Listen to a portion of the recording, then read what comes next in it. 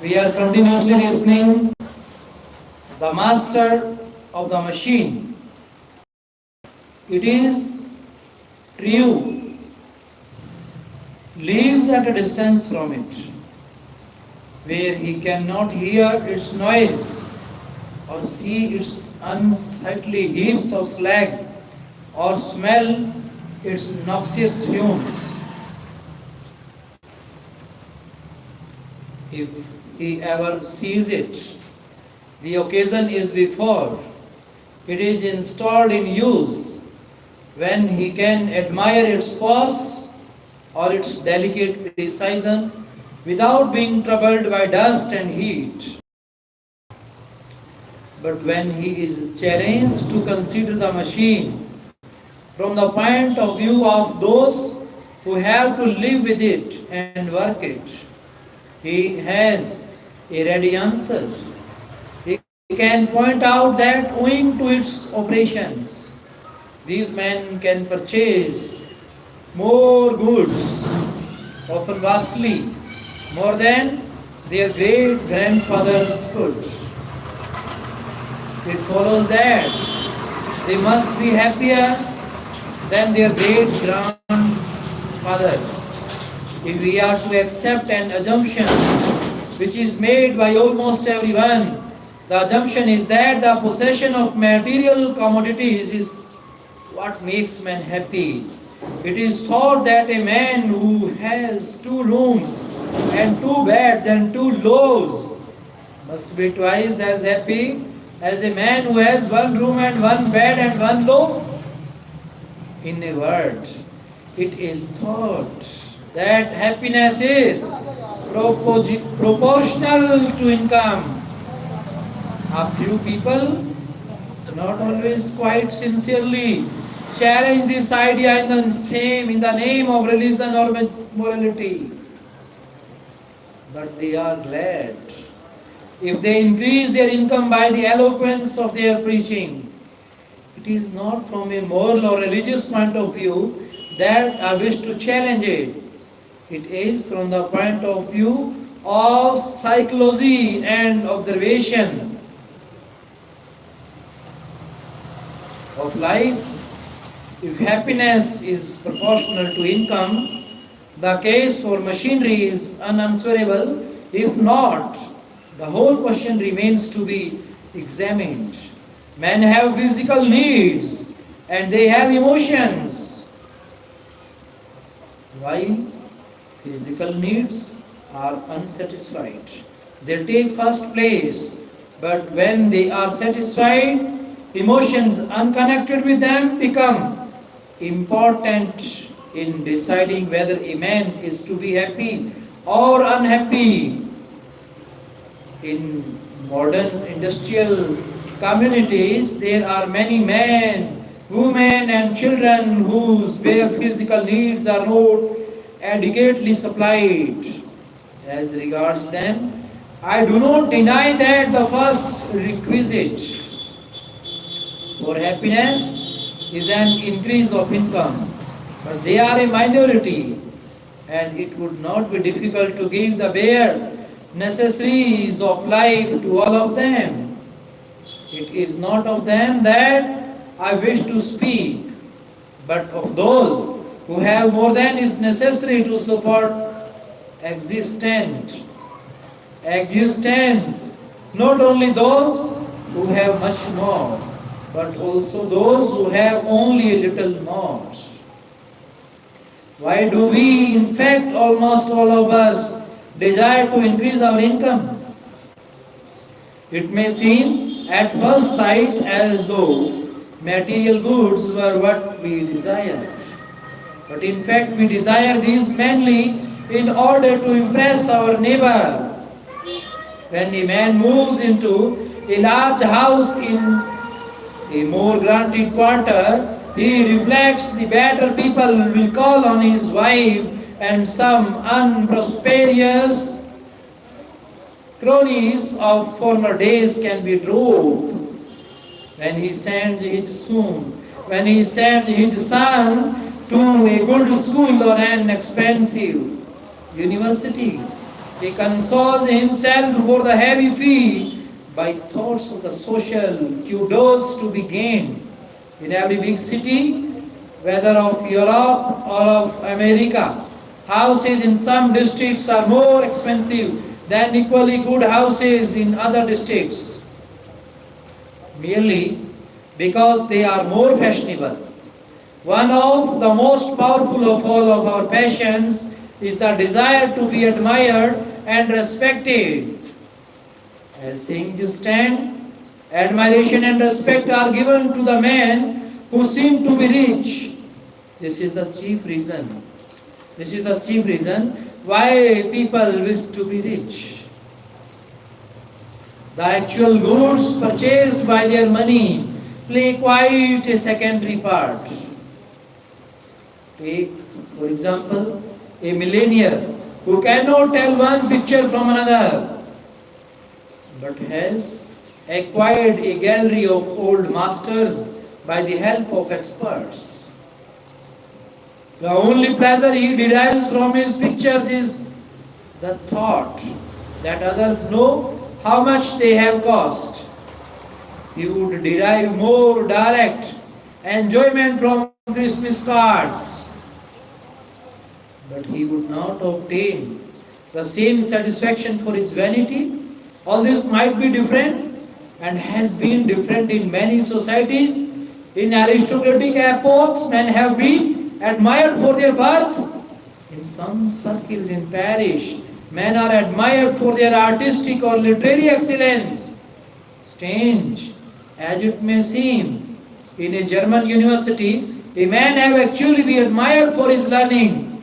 In India, saints are admired. In China, sagas. The study of these differing societies shows the correctness of our analysis. For in all of them we find a large percentage of men who are indifferent to money so long as they have enough to keep alive on, but are keenly desires of the merits by which in their environment respect is to be won. The importance of these facts lies in this, that the modern desire for wealth is not inherent in human nature and could be destroyed by different social institutions. If by law we all had exactly the same income, we should have to seek some other way of being superior to other neighbors, and most of our present craving for material possessions would ease, it would cease. Moreover, since this craving is in the nature of a competition, it only brings happiness when we outdistance a rival to whom it brings correlative pain. A general increase of wealth gives no competitive advantage and therefore bring no competitive happiness. There is, of course, some pleasure derived from the actual enjoyment of goods purchased, but as we have seen, this is a very small part of what makes us desire wealth, and insofar as our desire is competitive, no increase of human happiness as a whole comes from increase of wealth, whether general or particular. If we are to argue that machinery increases happiness, therefore the increase of material prosperity which it brings cannot weigh heavily in his favor, except in so far as it may be used to prevent absolute destitution. But there is no inherent reason why it should be so used. Destitution can be prevented without machinery, where the population is stationary. Of this, France may serve as an example, since there is very little destitution and much less machinery than in America, England, and pre-war Germany. Conversely, there may be much destitution where there is much machinery. Of this we have examples in the industrial areas of England 100 years ago and of Japan at the present day. The prevention of destitution does not depend upon machines but upon quite other factors. Partly density of population, and partly political conditions. And apart from prevention of destitution, the value of increasing wealth is not very great. Meanwhile, machines deprive us of us. Machines deprive us of two things which are certainly important ingredients of human happiness, namely spontaneity and variety. Machines have their own pace and their own insistent demands. A man who has expensive plant must keep it working. The great trouble with the machine from the point of view of the emotions is its regularity. And of course, conversely, the great objection to the emotions from the point of view of the machine is their irregularity, as the machine dominates the thoughts of people who consider themselves serious. The highest praise they can give to man is to suggest that he has the quality of a machine, that he is reliable, punctual, exact, etc. And an irregular life has come to be synonyms with a bad life. Against this point of view, Bergson's philosophy was a protest note to my mind, wholly sound from an intellectual point of view, but inspired by a wholesome dread of seeing man turn more and more into machine in life as opposed to thought. The rebellion of our instincts against enslavement to mechanism has hitherto taken a most unfortunate direction. The impulse to war has always existed since man took to living in societies, but it did not in the past have the same intensity or virulence as it has in our day. In the 18th century, England and France had innumerable wars and contended for the hegemony of the world. But they liked and respected each other the whole time. Officer prisoners joined in the social life of their captors and were honored guests at their dinner parties. At the beginning of our wars with Holland in 1665. Please wait for some time.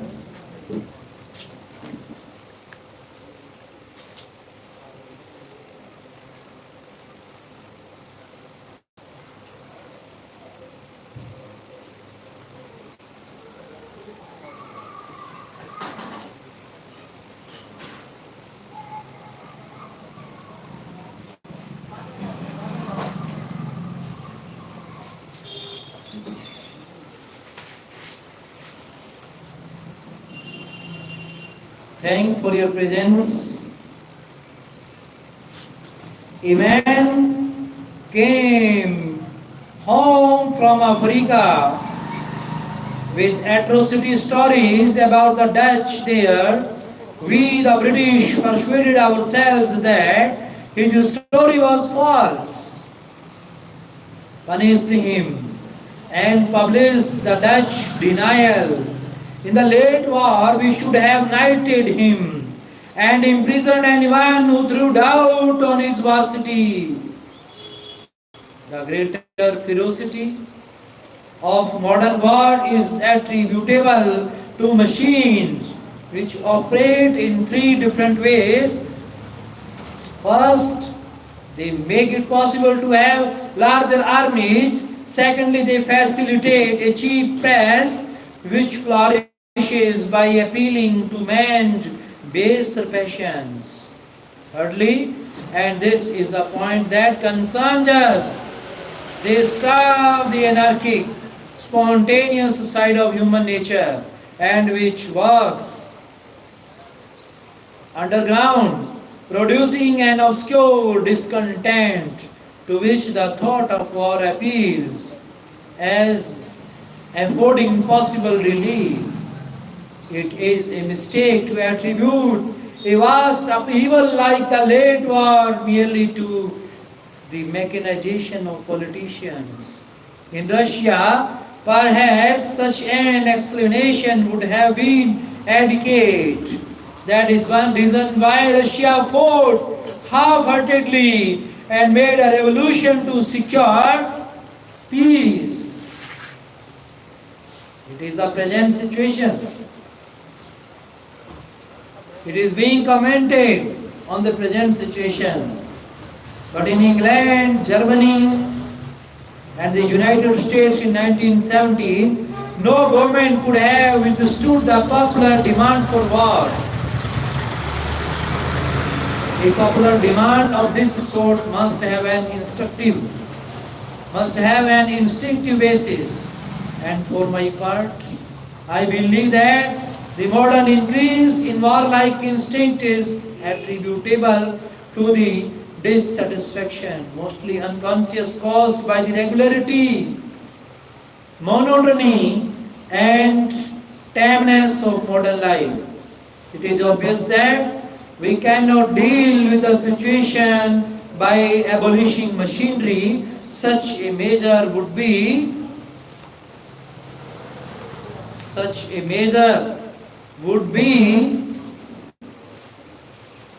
reactionary and is in any case impracticable.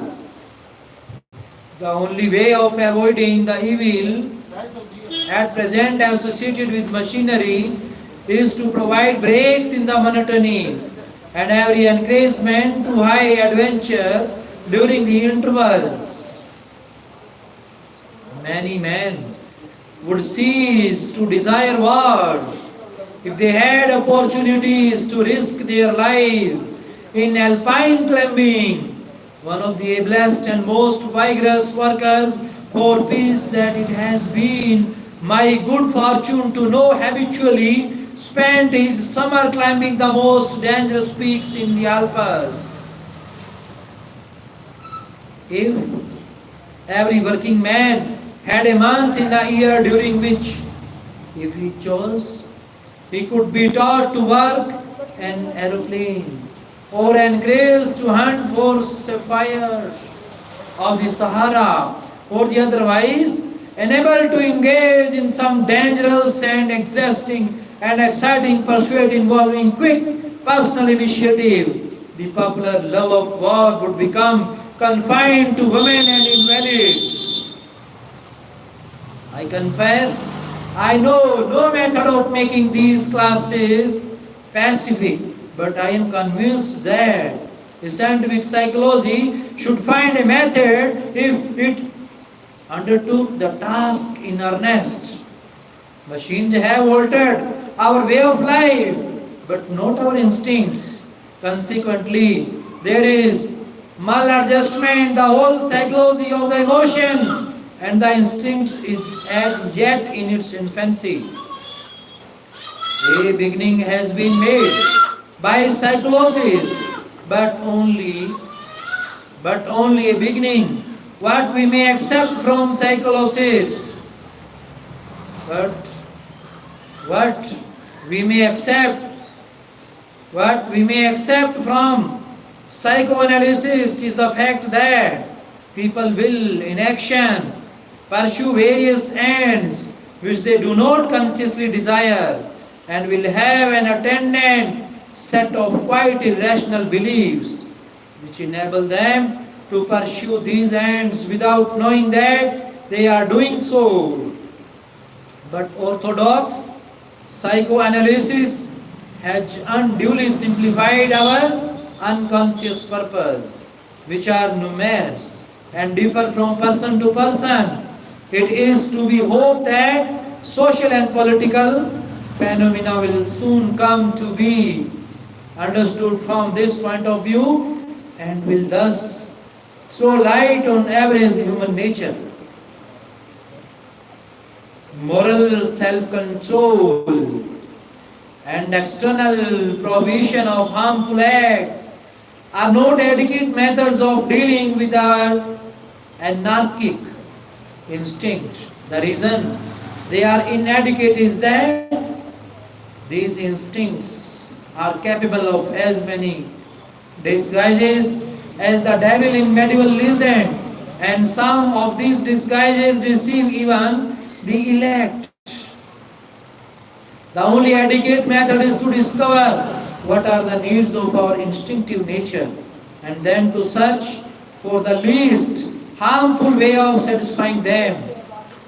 Since spontaneity is what is most thwarted by machines, the only thing that can be provided is opportunity, the use made of opportunity. Made of opportunity must be left to the initiative of the individual. No doubt considerable expense would be involved, but it would not be comparable to the expense of war. Understanding of human nature must be the basis of any real improvement in human life. Science has done wonders in mastering the laws of the physical world, but our own nature is much less understood as yet than the nature of stars and the electrons. When science learns to understand human nature, it will be able to bring a happiness into our lives which machines and the physical sciences have failed to create. Dear friends, you are listening, reading, writing, speaking, and learning, preparing for the NET and SLET examination of English literature. Really, these words will help you in understanding, in recording the energy of the words in your mind. V.S. Naipaul, who has written 7 rules of writing. This essay is really important and useful for the IELTS kind of candidates, those who want to know the rules of writing. There are 7 rules of writing. First of all, we will discuss V.S. Naipaul, about the author, an eminent essayist and novelist. V.S. Naipaul was born in Trinidad in 1932. His ancestors were Indians. His ancestors were Indians who immigrated to Trinidad as indentured servants. He moved to London in 1954 and married Patricia Anna Haley in 1955. After initial failure as a writer and having undergone phases of depression, Naipaul finally emerged as a successful writer with the publication of the Mystic Massure in 1955. His essays covered a varied range of themes such as slavery, revolution, guerrillas, corrupt politicians, poor and oppressed people, and other issues deeply rooted in the society. His style is very lucid and precise, and his language is beautiful. He was knighted in 1989 and received the Nobel Prize in Literature in 2001. For his novel Half a Life, his important works include An Area of Darkness, India, a wounded civilization, A House for Mr. Vishwas, and A Bend in the River. Dear friends, about the essay, You are listening how in short the essay is completed by giving us the tips, writing correctly and accurately, naturally. For the readers, writers and listeners of the IELTS, they must note down these tips and skills that will help them in writing correctly. In this essay,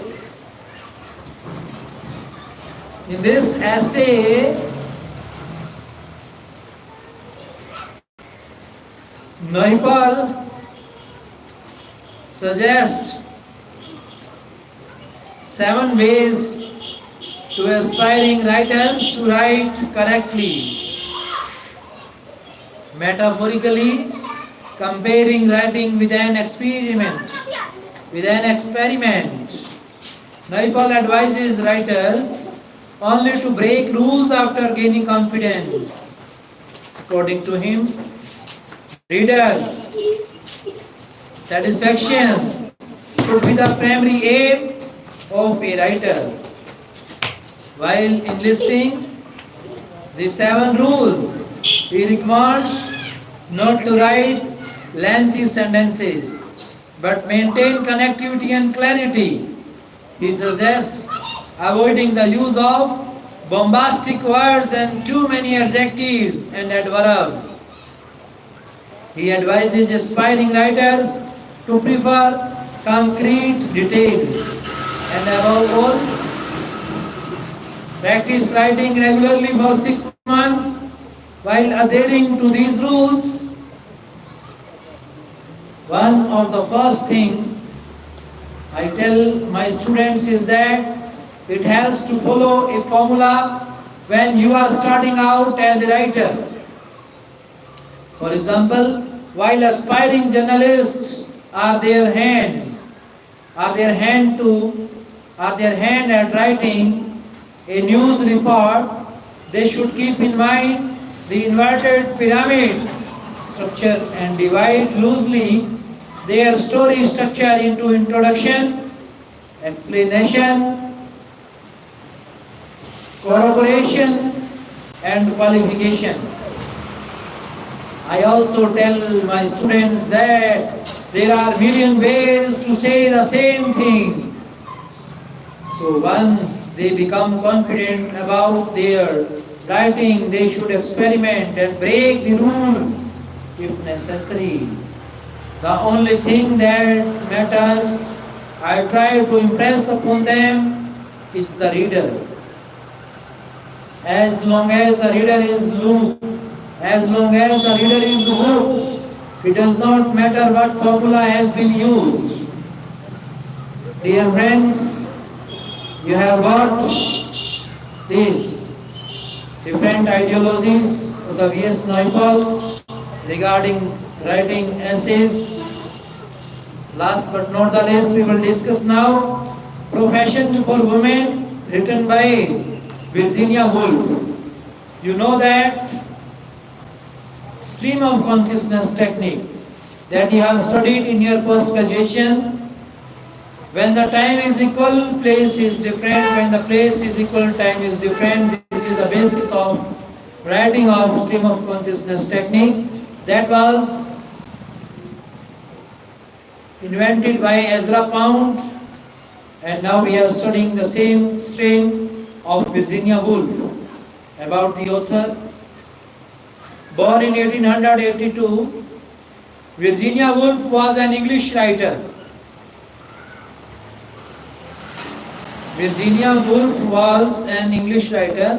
She was among the prominent writers of the modernist era of literature. She is credited with pioneering the narrative device of stream of consciousness. She is also considered one of the strongest figures of feminism, and her work is cited in many feminist writings. Her most famous works are Mrs. Dalloway and To the Lighthouse, among others. She suffered from deep bouts of depression and passed away after committing suicide by drowning in the year 1941. About this essay, Professions for Women. Professions for Women is part of the speech Virginia Woolf gave on January 21, 1931 for the National Society for Women's Service. It was published in the Death of the Math and Other Essays. Posthumously, the essay addresses women who wish to work in professional fields and how or why it is difficult because most fields are predominantly male. Professions for women. When your secretary invited me to come here, she told me that your society is concerned with the employment of women, and she suggested that I might tell you something about my own professional experiences.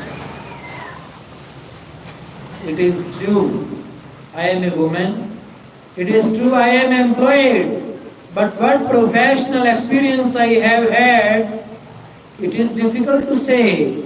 My profession is literature, and in that profession there are fewer experiences for women than in any other, with the exception of the stage. Fewer, I mean, that are peculiar to women, for the road was cut many years ago by Fanny Burney, by Ephra Behan, by Harry Martineau, by Jane Austen, by George Eliot. Many famous women and many more unknown and forgotten have been before me, making the path smooth and regulating my steps. Thus,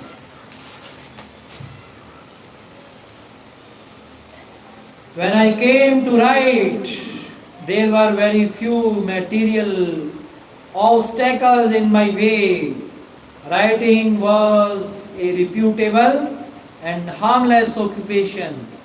The family peace was not broken by the scratching of a pen. No demand was made upon the family purse for 10 and 6 pence. One can buy paper enough to write all the plays of Shakespeare if one has a mind that way. Pianos and models, Paris, Vienna and Berlin, masters and mistresses are not needed by a writer. The cheapness of writing paper is, of course, the reason why women have succeeded as writers before they have succeeded in the other professions.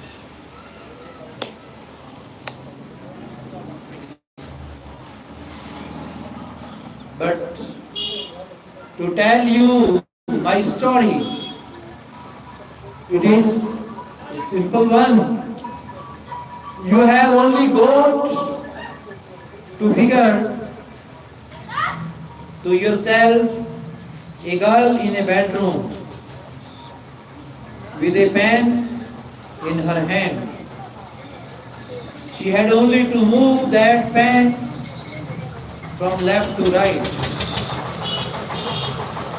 From 10 o'clock to 1, then it occurred to her to do what is simple and cheap enough after all, to slip a few of those pages into an envelope, fix a penny stamp in the corner and drop the envelope into the red box at the corner. It was thus that I became a journalist, and my effort was rewarded on the first day of the following month. A very glorious day it was for me. By a letter from an editor containing a check for 1 pound, 10 shillings and 6 pence. But to show you how little I deserve to be called a professional woman, how little I knew of the struggle and difficulties of such life, I have to admit that instead of spending that some upon bread and butter and rent, shoes and stockings or butcher's bills, I went out and bought a cat, a beautiful box, a beautiful cat, a Persian cat, which very soon involved me in bitter disputes with my neighbors. What could be easier than to write article and to buy Persian cats with the profits? But wait a moment. Articles have to be about something. Mine, I seem to remember, was about a novel by a famous man. And while I was writing this review, I discovered that if I were going to review books, I should need to do battle with a certain plantum. And the plantum was a woman. And when I came to know her better, I called her after the heroine of a famous poem, The Angel in the House. It was she who used to come between me and my paper when I was writing review. It was she who bothered me and wasted my time and so tormented me that at last I killed her. You who come of a younger and happier generation may not have heard of her. You may not know what I mean by the angel in the house. I'll describe her as shortly as I can. She was intensely sympathetic. She was immensely charming. She was utterly unselfish. She excelled in the difficult arts of family life. She sacrificed herself daily. If there was chicken, she took the leg. If there was a draught, she sat in it. In short, she was so constituted that she never had a mind or a wish of her own, but preferred to sympathize always with the mind and wishes of others. Above all, I need not say it, she was pure. Her purity was her purity was supposed to be her chief beauty. Her blushes, her great grace. In those days, the last of Queen Victoria, every house had its angel. And when I came to write, I encountered her with the very first words. The shadow of her wings fell on my page. I heard the rustling of her skirts in the room. Directly, that is to say, I took my pen in my hand to review that novel by a famous man. She slipped behind me and whispered, "My dear, you are a young woman. You are writing about a book that has been written by a man. Be sympathetic, be tender, flatter, deceive, use all the arts and wiles of our sex. Never let anybody guess that you have a mind of your own. Above all, be pure." And she made as if to guide my pen. I now record the one act for which I take some credit to myself, though the credit rightly belongs to some excellent ancestors of mine who left me a certain sum of money. Shall we say 500 pounds a year, so that it was not necessary for me to depend solely on charm for my living. I turned upon her and caught her by the throat. I did my best to kill her. My excuse, if I were to be had up in a court of law, would it would be that I acted in self-defense. Had I not killed her, she would have killed me. She would have plucked the heart out of my writing. For as I found directly I put pen to paper, you cannot review even a novel without having a mind of your own, without expressing what you think to be the truth about human relations, morality, sex, and all these questions, according to the angel of the house, cannot be dealt with freely and openly by women. They must charm, they must conciliate, they must, to put it bluntly, tell lies if they are to succeed.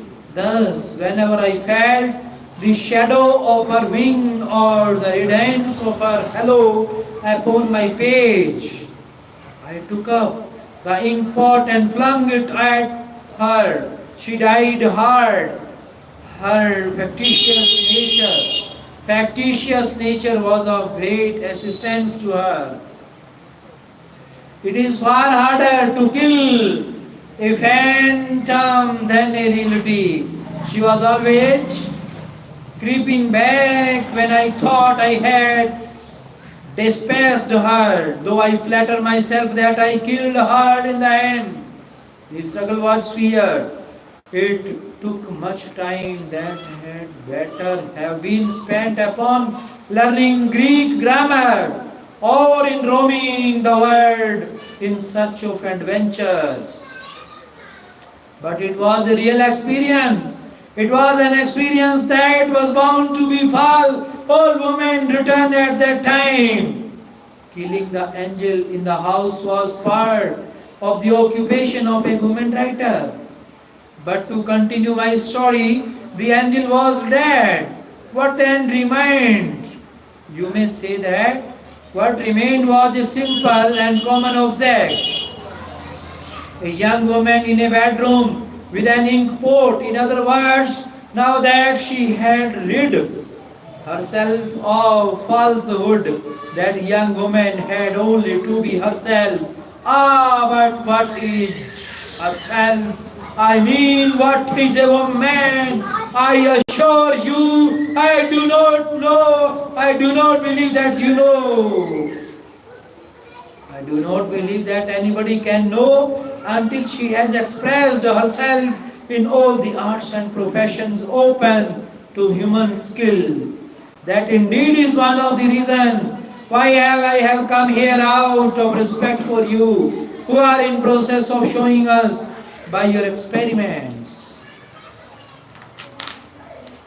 Dear friends, keep continue your presence. Your presence is praiseworthy and admirable while listening and watching the words of the English to literature, language to literature. What a woman is, who are in process of providing us by your failures and success. With that extremely important piece of information, but to continue the story of my professional experiences, I made £1.10 and 6 by my first review, and I bought a Persian cat with the proceeds. Then I grew ambitious. A Persian cat is all very well, I said, but a Persian cat is not enough. I must have a motor car, and it was thus that I became a novelist. For it is very strange thing that people will give you a motor car if you will tell them a story. It is a still stranger thing that there is nothing too delightful in the world as telling stories.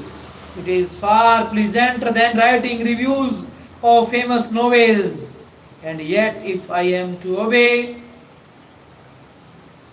your secretary and tell you my professional experience as a novelist, I must tell you about a very strange experience that befell me as a novelist.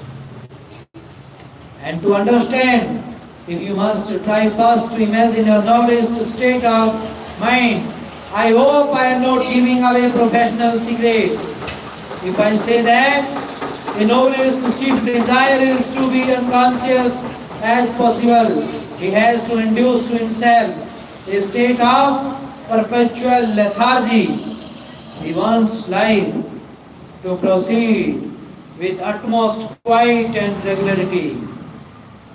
He wants to see the same faces, to read the same books, to do the same things day after day, months after month, while he is writing, so that nothing may break the illusion in which he is living, so that nothing may disturb or disquiet the mysterious nosings about, feelings around darts, dashes and sudden discoveries of that very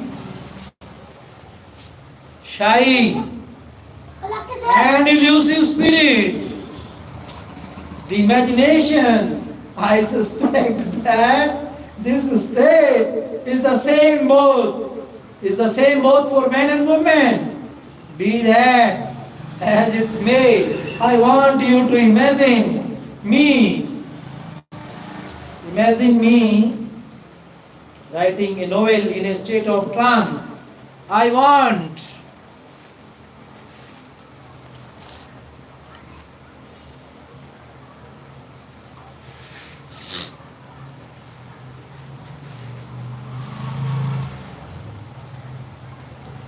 Thanks, dear brothers and sisters, those who are listening. It is really praiseworthy, admirable and appreciable moment of life that you are listening language to literature. भाइयों बहनों, प्यारे साथियों, माताओं बहनों, बुजुर्गों, बच्चों, जो भी हमारे इस चैनल को लाइक शेयर सब्सक्राइब कर रहे हैं, बहुत बहुत धन्यवाद आपका। क्योंकि हमारा भारतवर्ष अनेकता में एकता और सबसे बड़ी पहचान कि ये रहा अंग्रेजों का गुलाम, फिर भी इसको है मान। क्यों? क्योंकि इसकी है सबसे ऊंची शान। तो किसी भी भाई को जरूरत नहीं है होने की परेशान, क्योंकि जब ये भारत अपनी पहचान दुनिया के सामने रखेगा तो हर कोई जानेगा इसको आलिशान, क्योंकि ये है अव्वल दर्जे की सबसे ऊंची बेमिसाल इसके होने की, इसके बताने की, जानने की, सोचने की, देखने की, सुनने की सबसे ऊंची शान ये है हमारे तिरंगे झंडे की शान। भाइयों बहनों, आप जो हमारे इस विद्यार्थी जीवन में और वे सभी व्यवसायी जो अपने प्रोफेशंस के अंदर लगे हुए हैं, हम उन सभी से अनुग्रह करते हैं, उनसे प्रार्थना करते हैं, अनुरोध करते हैं कि वे इस अगस्त के महीने का प्रत्येक दिन अपनी आत्मिक आज़ादी के दिवस के रूप में मनाएं, क्योंकि आज हमारे भारत के माननीय सम्माननीय प्रधानमंत्री नरेंद्र मोदी जी के द्वारा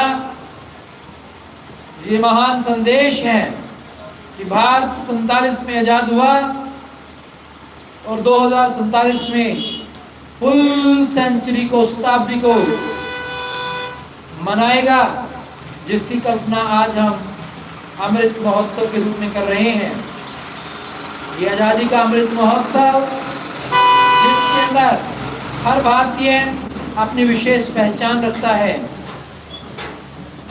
भारतीय भाइयों बहनों, हमारे इस भारत की भूमि के ऊपर समय समय पर अनेक महापुरुष, ऋषि मुनि अवतार जन्म लेते हैं।